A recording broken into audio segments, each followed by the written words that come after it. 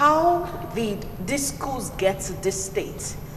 The population of Nigeria is hitting about 200 million people, and the number of schools we had in the days are still the numbers we have now. Renovations are barely visible in the schools, in the city, talk less of the villages. I'm Daisy Leo Asikidi. I have 3 guests in the house with me that will be talking about Deplorable State of Public School, and they have a tie to this Odigi Grammar School. But you will meet them after we play you the report. For those who missed it on the news, you get to watch it again. After this report, you will meet my guest, and we get talking about the deplorable state of the schools.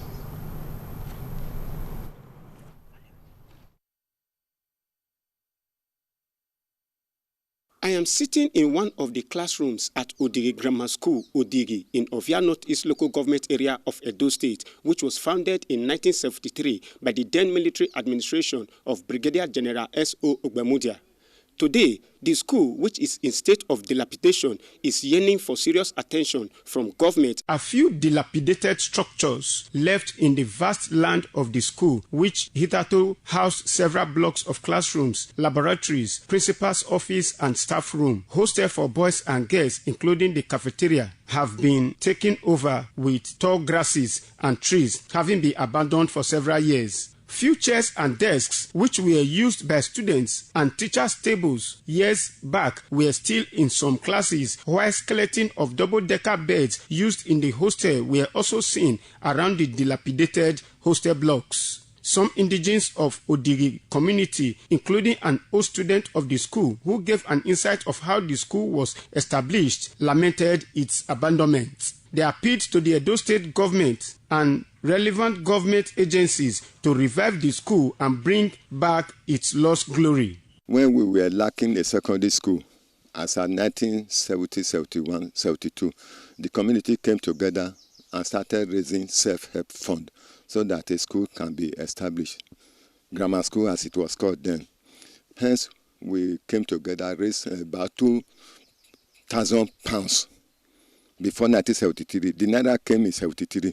So we took that fund to the Ministry of Education in Benin City, to one commissioner, Akpata's office, commissioner under Brigadier Ogbemudia's government. So when they saw our effort, they were so excited and they decided to come and establish a full-fledged grammar school at Odigi community. Looking at my back now, you see the double-deckers, the guys were even using the hostel there. They are all there now. The government didn't recognize the school, and the school has fallen down because the government never recognized the school again now. So we are now begging the government to come to the aid of the community so that the school can come back. The first building of the school, this is where we are now. We are not crying for the aim, for the government to come to our aim, that to rescue us if the school can finally go back to their past glory. Attempts to get the reaction of Edo State Commissioner for Education, Barrister Jimo Ijegbai, was unsuccessful, but the news crew intends to interview him on government's plans to revamp the school that produced brilliant and successful students in the past. Ikmomosa Ugiagbe reporting. All right, we want to say thank you to Mr. Ikmomosa Ugiagbe. We call him IK for short here in ITV. All right, so though I'm smiling, it's a sad one, actually. The people of Odigi will not be excited at this point, knowing that the only major secondary school they had is gone. I have 3 guests in the house before that report I told you, so you're going to get to meet them right now. Seated close to me is Mr. Richard Obaisiagbon. Good to have you on the show, sir. You're welcome. Thank you. Okay, he was a principal from this Odigi Grammar School and headmaster of the primary school. Yes. Okay, so good to have you. I have the chairman of Odigi Grammar School Old Students Association. I have Idemudia Idunwoyi. Newton. Okay, yeah. So I think I'll stick with Newton. That's easier for me. Yeah. Welcome to this show. Thank you. And I have the secretary of the Old Students Association as well. He was also a teacher. Interestingly, he taught with this man here at some point. Yes. Okay, so I have Mr. Edison Asemuta as well. Welcome. All right, so it's good we have 2 educationists. We have, they're all from they have a link to this school we're talking about in particular, but they also have other things they're doing besides the ODE thing. You were principal to other schools, you taught in several other schools, you're doing other things apart from ODE, and you were also a teacher too in other schools. I want to first know how your experience was, because you went to this school when it was existing. I wasn't there, I don't know how it was, so maybe you share your experience. Let me start with you, Mr. Obaisakon. Your experience, so you just quickly tell us how it was. How the school was, the community, how it was thriving, or it wasn't really thriving, hence the reason it's destroyed now. The man next to me, Mr. Yes. He was my puppy in the primary school. Okay. When I was a headmaster there. I was a headmaster for 4 years in that community, in that primary school. I left ODE in 1972 for the university. When I was a headmaster, I left for the university. Then the primary school was booming. I built 2 classrooms there using the community, and then I organized children harvest, juvenile harvest. I raised money, and I used one Uriri, who was my PTA chairman, kept the money, and we used it, built 2 classrooms. And then the government was aware. The government sent inspectors to come and check.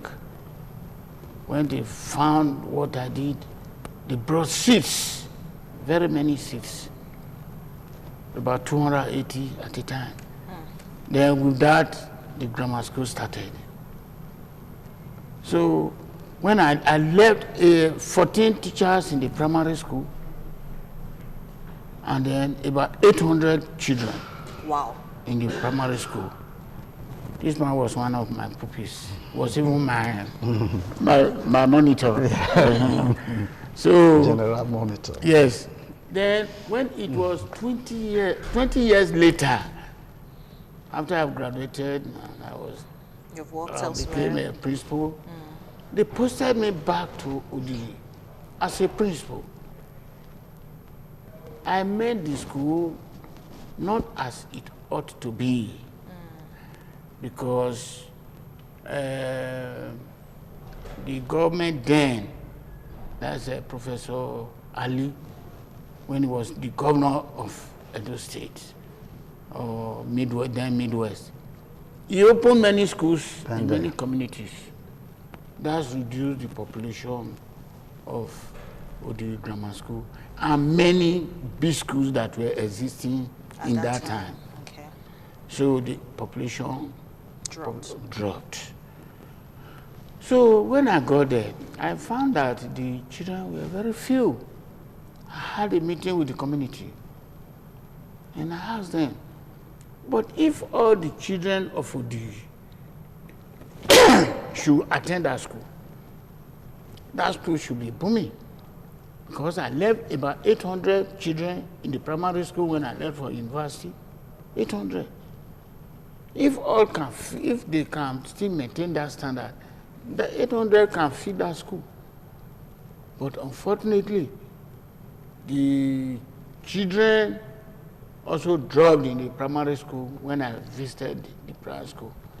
I met 90 children and 3 teachers. I now went to meet the community. I asked them why. In primary school, children, no population, the secondary school, no population. So I discovered that many children were at home, they were not attending school. I asked the community to bring their children to school. Then I went to other communities after Odigwetwe, Uyere, and Onwa.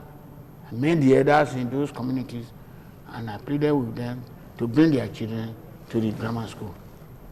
They responded. The figure was not too bad when I left. I got there in 93, and then I left that ODE as a principal in 96.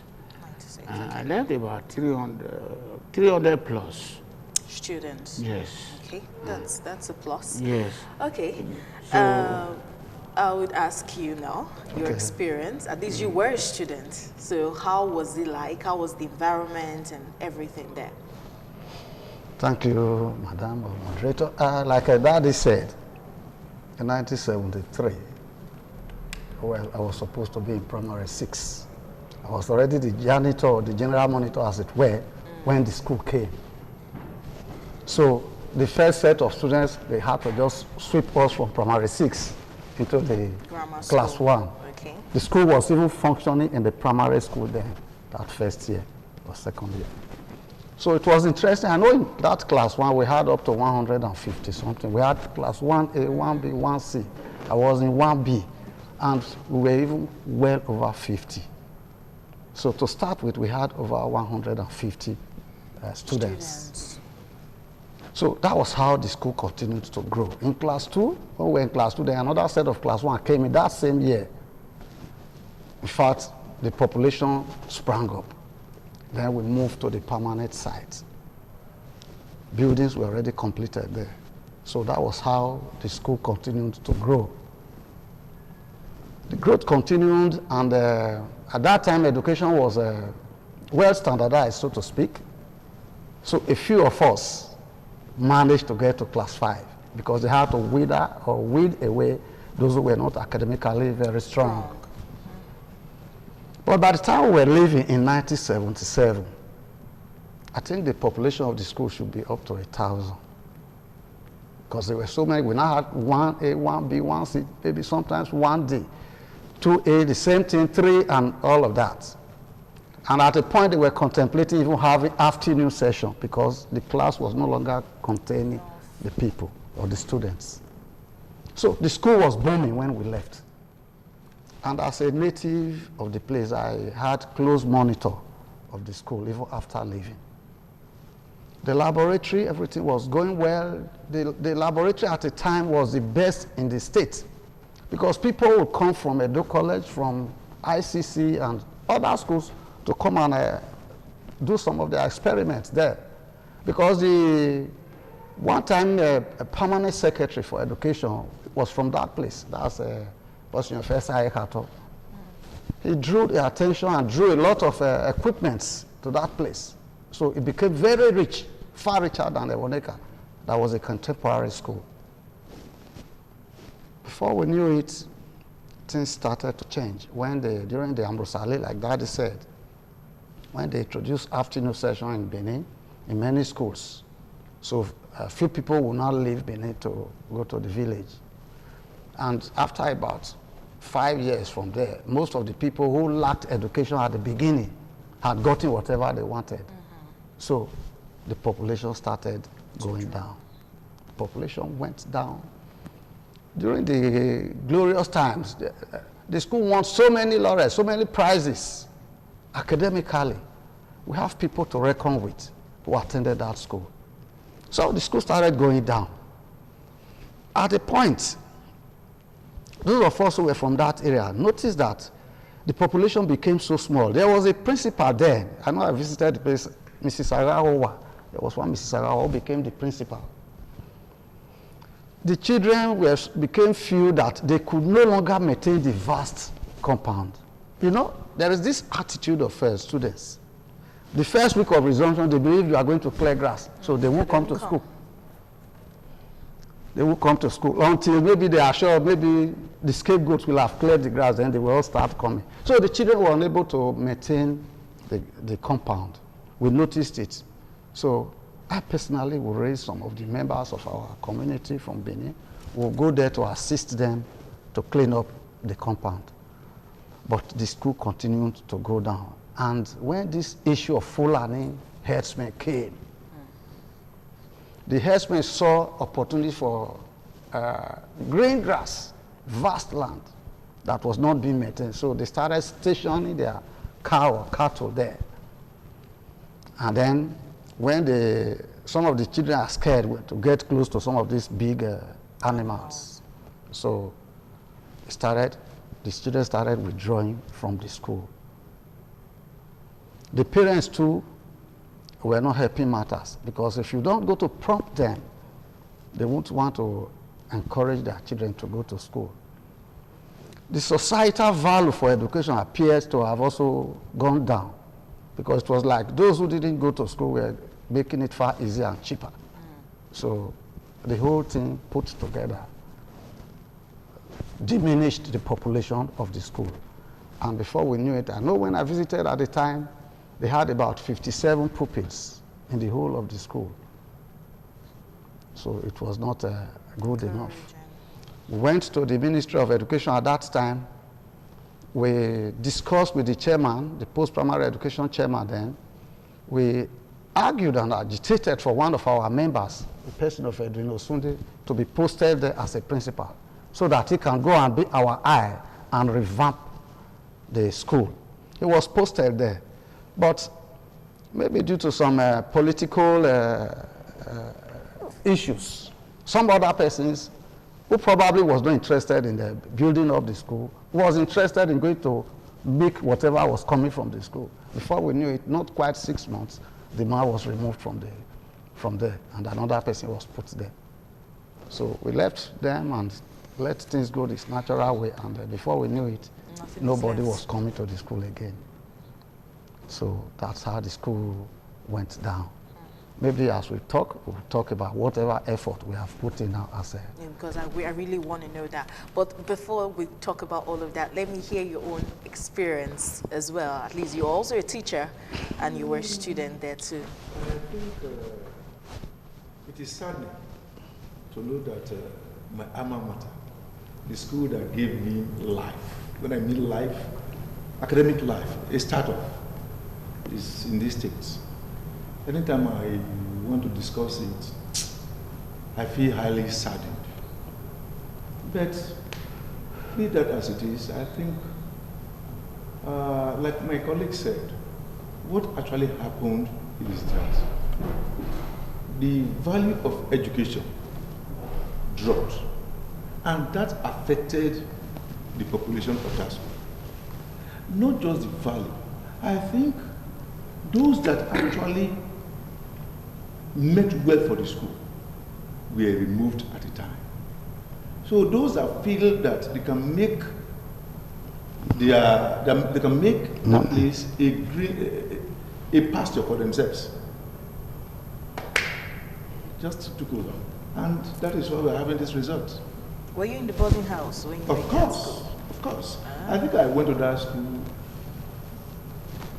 in 1976 with the assistance of one of my uncles who wanted me to go to Siloko Grammar School. But he said no, that Odigi was closer to Benin. So I wrote my entrance, I passed, and surprisingly I was invited. I also attended the interview. I think I was in primary 1B. Class 1. Class 1B. Class 1B. Oh, really? Yes, we were more than 50. In short, anytime some of my classmates come across one another, we don't feel too happy discussing OD. I know how you would feel, because I'm just imagining me sitting someday and finding out that Federal Government Girls College Benin is no more. I would cry, because I have a lot of wonderful memories in boarding school, and I would want every child who goes there to go through what I went through. Okay, now you talked about entrance examination before you got into the school. You would realize that there are very few government secondary schools where you have a special examination to get to them now. We have the primary 6 exam. I think that's basically it. And we hear all sorts of stories attached to the primary 6 exams, from parents going to the exam halls with their children, writing for them, to teachers practically writing the exams, the answers on the board and all that. So I don't know if that could also be the reason why government is just fed up with everything. But I'm going to ask this now. Were there not teachers posted to Odigi Grammar School? If they were teachers posted to that school, what were they doing? Were they just receiving salaries when there were no students to be taught?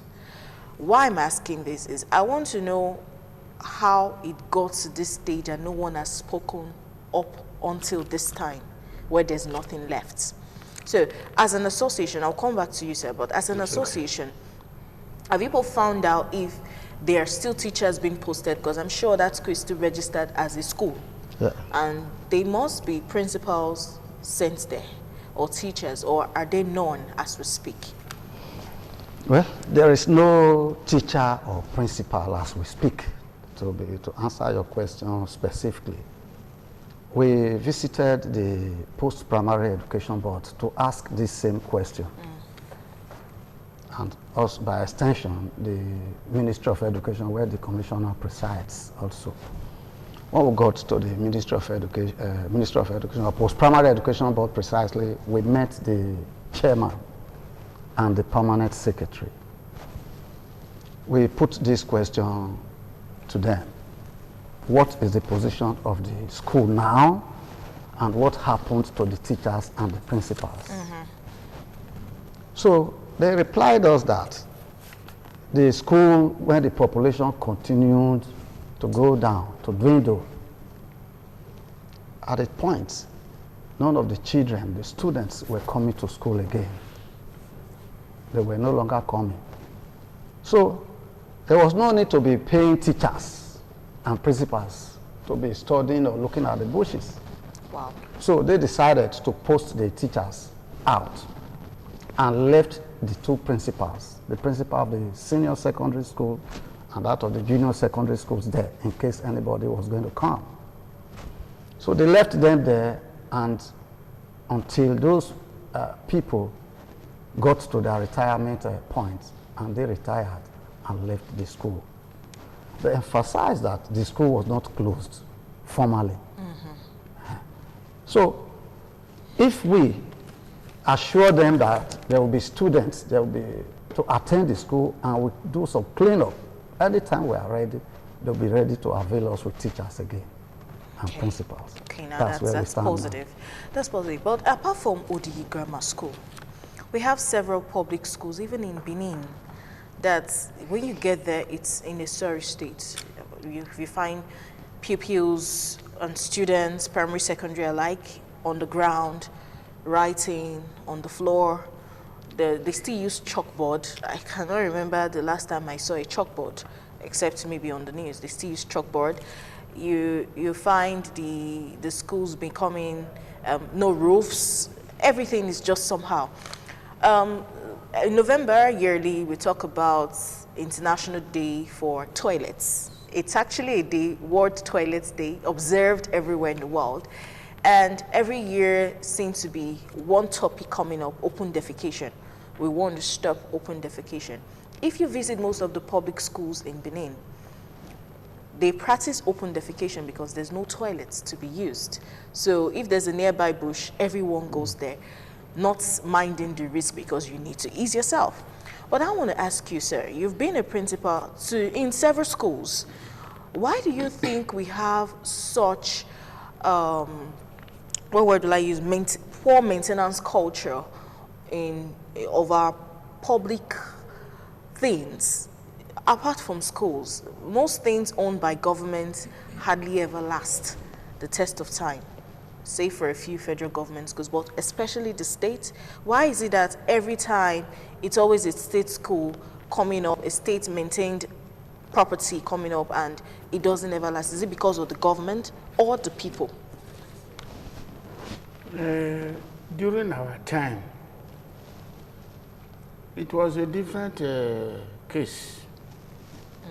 Yes. It is not only the government that was maintaining schools at that time. The health, whether primary or secondary, they use communities. You know, I mentioned that I built 2 classrooms. Yeah. Here the grammar school, could be locked. this of the grammar school took off. In 2 classrooms, in addition to the existing ones. Then I met few children. I organized what we enticed the children. The children were at home. They were not coming to school. I organized juvenile harvest. And they came. I separated those who attend school and those who were not attending school in the church. Then those who were not attending school, felt it, and then they started coming to school. So the number increased. Where I started with 6 teachers, then I left with 14. So we used to move from house to house, encouraging children to come to school. I also mentioned here just when I spoke that I went to Odigwetwe, I went to Uyere, I went to Onwa to meet the elders of those communities to bring their children to school. So what I'm now saying, but the heads of nowadays, they don't do it. What we did in those days, they don't do it. You have to encourage the children who don't come to school and their parents. Tell them the importance of school. They will come. So teachers don't do that again. They should start encouraging children to be coming to school. Visit parents in the community where they are working. Yes, you should be part of the community when you get there. Yes, and then they'll be interested in coming. So then community will be interested too when they see the way you are working. Then they'll be interested in the school. They will join the head to make sure that the school is going well.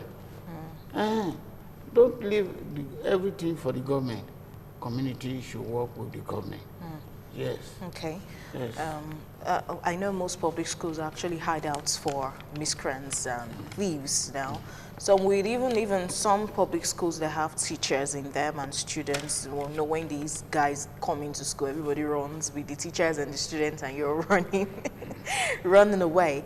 Okay, you're a teacher, and we were all students at some point. We're still learning.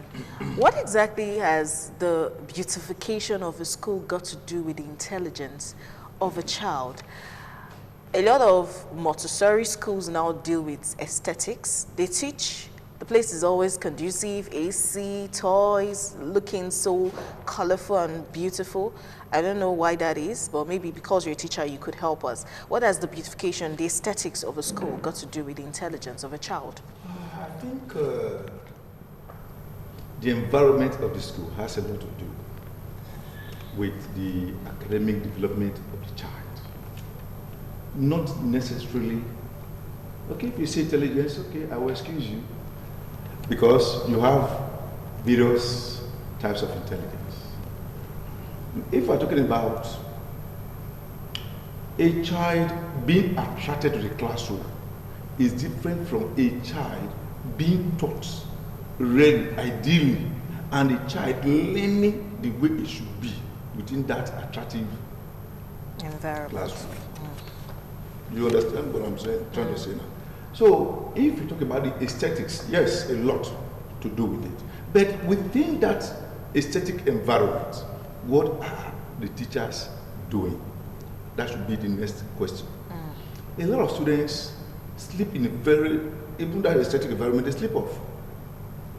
It's too comfortable. Oh, well, if you call it too comfortable. Or they're bored.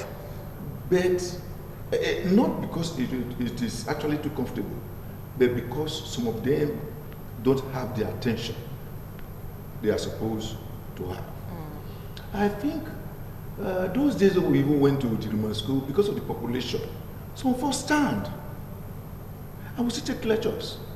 I can also recall that even in my tertiary days, or in my days in teacher institution, we took notes while standing. But I don't think that one has anything to do with diminishing our level of seriousness and our intelligence. Whatever we are doing now, I think we are paying more attention to, let me borrow the words of some of my friends, human infrastructure. We are paying less attention to the development of human infrastructure within the school setting.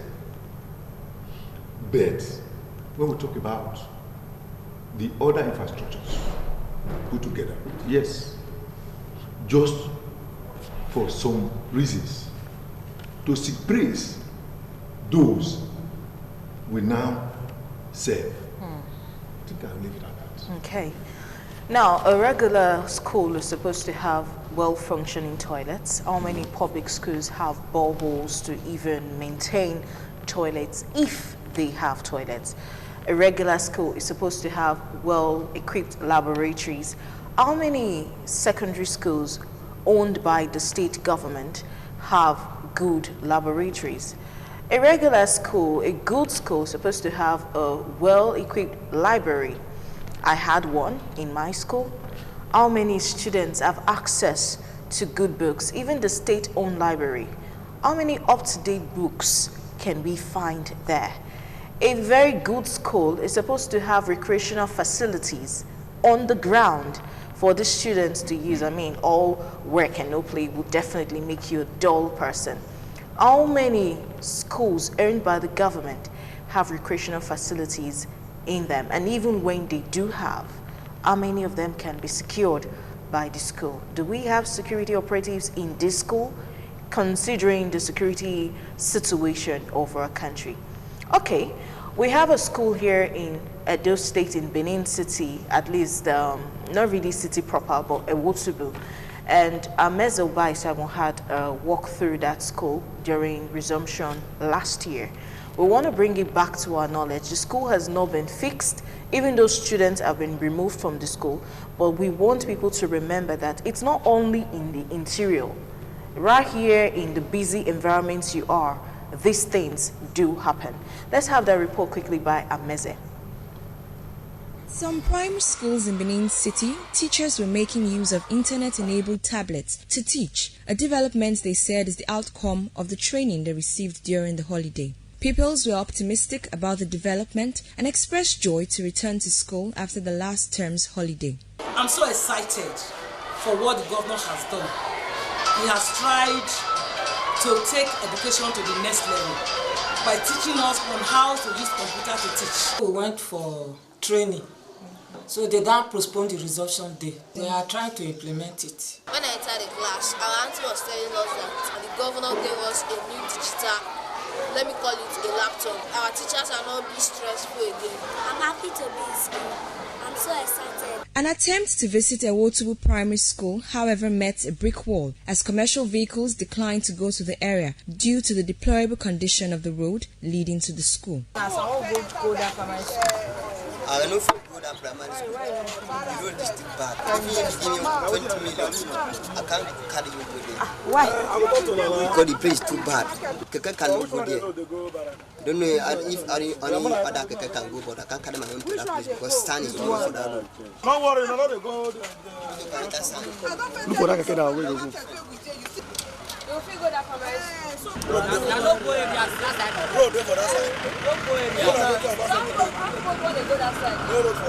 Investigations showed that pupils and teachers have to trek long distance to get to the school through bush paths, risky curves, and navigate through the compounds of residents in the area in order to get to Ewotubu and Ugiagbe primary schools, which are located within the same compound. At times, some will follow this side, some will follow the other side. Even at moment now, you see the students on this side. The major road, now that side the day, that I don't condemn. Now we constantly form this one, we see they pass now. Once rain fall today now, 2-3 days we not go pass here. When we come to school, we pass through. Sometimes if we want to pass again, there will be water. If we do not pass, we will pass the other side. So you see, the water will be dropping into our class. Some people in this school, they have gone to private school because of the erosion and the grasses in the school. Sometimes when we come in, water will fill that place more, and we push wood to cross. Sometimes we cannot call it because our class is full with flood. Apart from the devastating state of the roads leading to Ewotubu Primary School, the school's infrastructure are dilapidated. It was learned that some parents have withdrawn their wards and moved them to other schools. On what the state government is doing to ameliorate the plight of pupils and teachers of Ewotubu and Ugiagbe primary schools, the State Commissioner for Education, Barrister Emmanuel Agbale, promised to comment on a later date. In a previous interview, however, the State Commissioner for Infrastructure, Engineer Osahon Amioleme, said plans have been put in place to rehabilitate the deplorable roads in Ewotubu area. Ameze Obaisiagbon reporting.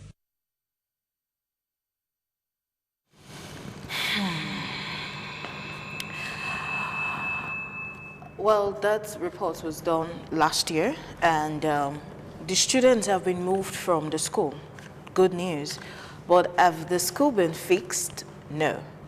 I mean, we usually will tell you, at least the government will always say, reasons why they don't do roads, they can't build, is because of the rains. And we've had a bit of dryness for a while now, and nothing seems to be happening. And before you know it, it will still be time for the rains to set in. We have more months with rains in Edo State. And the excuse of the rains will come again, and then we'll have dry season, and then rainy season, and it just goes on and on and on, and it's, I don't know. Okay, so we're talking about the deplorable state of public schools, and we've been using ODE as our case study. The most important part of this program is, what's the way forward? How do we revive these schools back, schools like ODE, that had such huge fame? From the way you speak about the school, it seems like Uniben, the way everybody talks about Uniben, it was really a big thing. So how can we restore it back to its glory and bring the students, make everything work out? I'm asking all three of you this question. You give your suggestions before we go. And okay, let's do that before I say what I want to say so that we can end. Sure, I'll start with you, sir, Mr. Newton. Yeah. So how do we, or what's the way forward? Way forward, yes. We need to get the school back. They said the recognition of a problem is the first step to the solution. We have recognized that the school is bad now at the Old Students Association level. We have seen it. You have done a good job. Your men have done a good job. It's all over the world. Even people in diaspora. I even sending me the clip that this is the present state of the grammar school, so to speak. So now that we've recognized it, I think we are already working towards a solution. The old boys and girls have come together to form the association. It's registered with government. We are doing our little bit. We hold meetings, and most of the time the talk is, what do we do next? So, have we come together in that light? We visited the ministry, the ministry directed us to the commissioner. We also saw the commissioner of education, who advised that we should do a letter to the governor through him, which we have done also. Okay. And he has forwarded that to the governor. I personally cannot say what is holding it back. We haven't got a feedback from the government. So, we in our little way are trying to raise some finances, some funds here and there, and see how we can put up a building.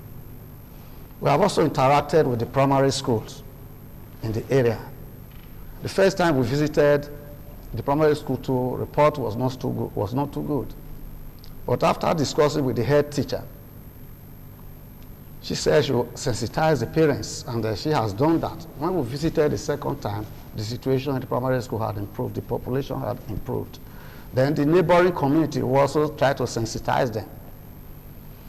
Beyond all of this, I think government role cannot be overemphasized, as it were. What will take us 6 months to do, the government can do it in 1 day.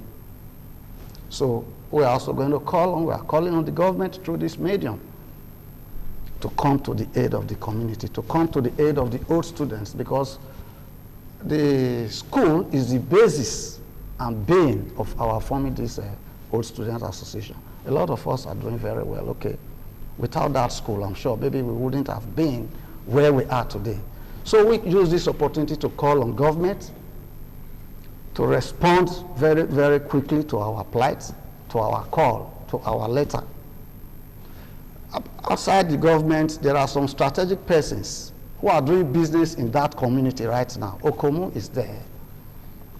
Dufil It's a new company. They're also building well in the high forest there now. Even the Captain Hosa, Wells Okumbo, also has a part of the community where he's also doing his agricultural activities. So if we can draw the attention of all these persons, I'm sure they will be able to put the school back on its feet.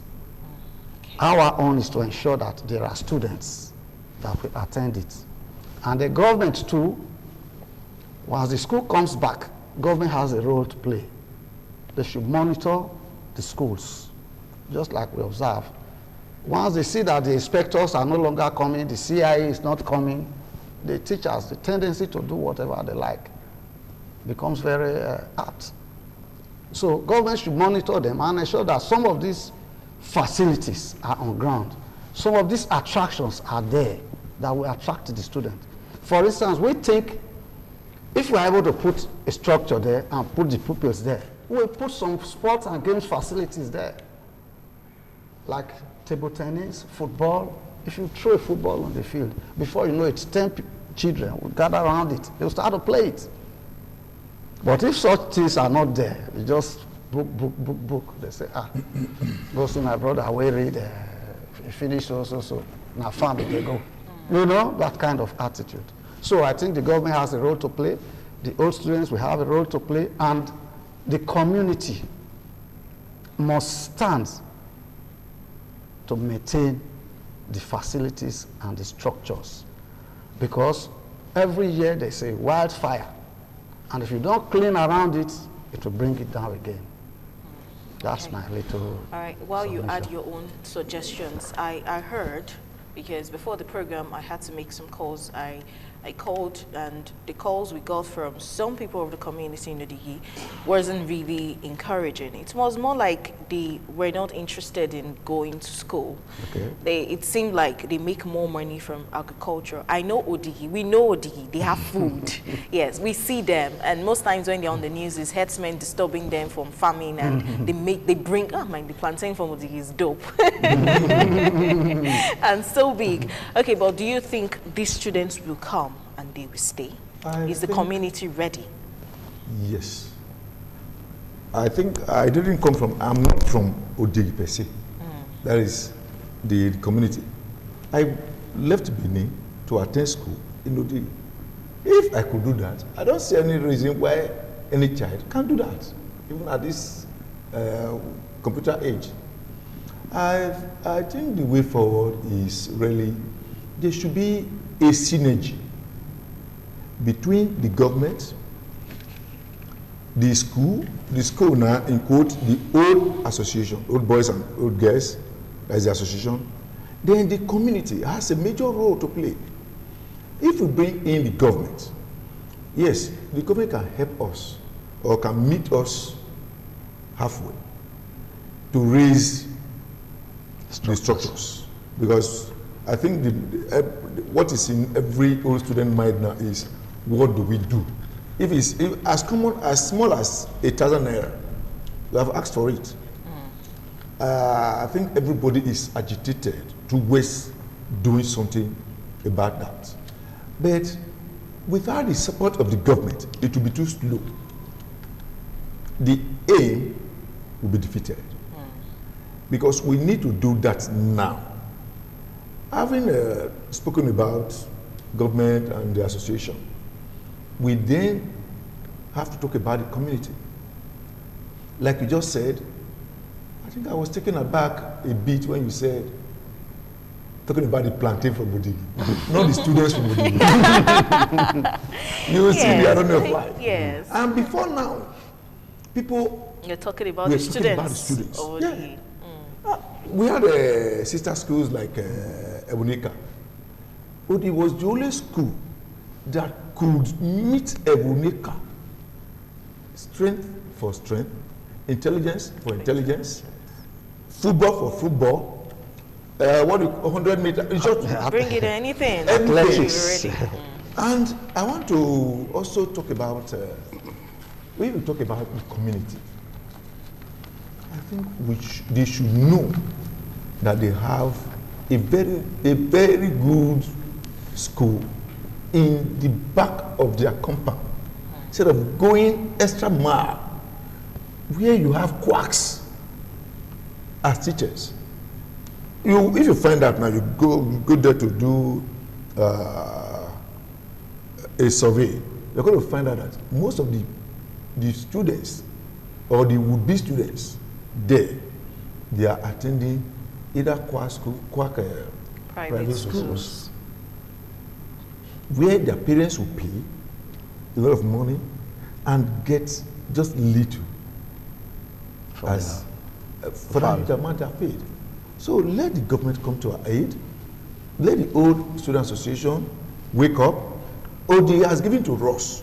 We should be able to give back to ODE. Are you following? Yes. Then the community, like Daddy made a very fine reference, that when he got there, he saw that the population was low. He went round the various communities to ensure that the population, you sensitize them. Sensitize them. Let them leave the fat plantain for now and come to the classroom. Yeah. Then later they can get a fatter plantain. Okay, so the retired principal from ODE, your last words on this? Yes. The last person who had just spoken, Mr. Asemuta, was a teacher under me when I was a principal in Nikro Grammar School. So he knows how I work. Yes. As I said, we should not leave everything to the government. Community must have it in mind that the school in their area is their personal property. You understand? Yes. The primary school is their own, is their property. Secondary school is their property. They should take care of it. You understand? So when the parents are not interested, the children will not be interested. That's the problem. When I got there as a principal, I discovered that the children were interested in going to the rubber plantation, to tap rubber, because the price of rubber was high at that time. I told them, you are tapping rubber now. The price of rubber fell before, and it will fall again. But if you go to school, it will remain with you forever.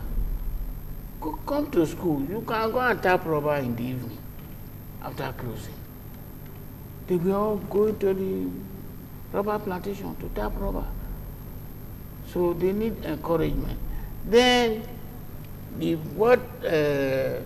the chairman of Old Boys is talking now. I think you are the chairman. Yes, sir. Have you held a meeting with the community? That is very important. Yeah. If you want to rebuild our school, the community must get ready. They must be interested. Yeah. It is when they are interested, they will bring their children. If they are not interested, they will not bring their children. You see, I'm surprised. Udiri, there are no children. Well, I left the primary school in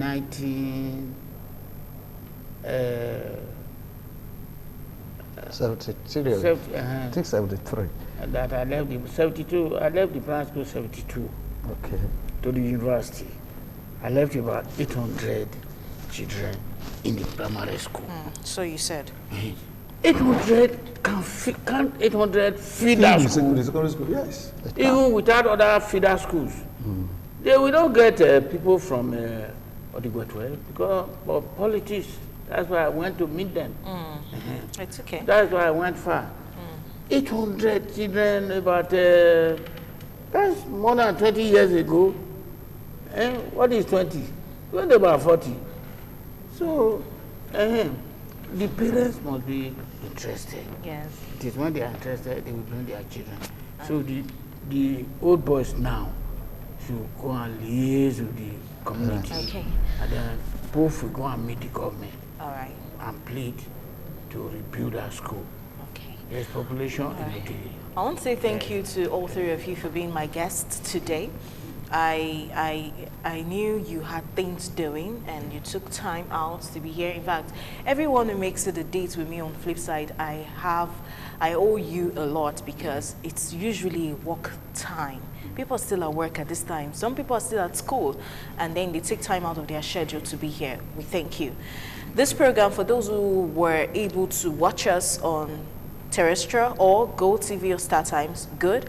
For those who missed a part of it, you can actually watch a repeat broadcast tomorrow in the morning on Go TV and Star Times. And if you also want to watch it on the go anywhere in the world, the videos will be uploaded on YouTube by evening. So at any time next year, 15 years time, you just want to watch it again, it's just a click away. So check for ITV on YouTube and you find Fliiside. You see all of her videos there.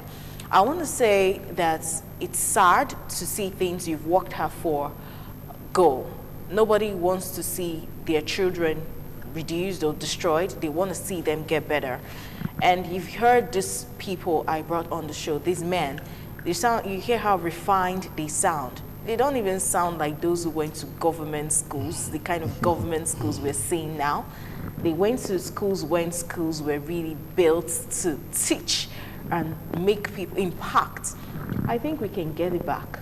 We can get to that stage. I've heard stories, people being fed in school, feeding being cheap, principals being given some certain allocation to do refurbishing and renovation work by themselves. All of these things can be incorporated and brought back. We want to save Odigi Grammar School, and it starts today. Everybody's hand must be on deck.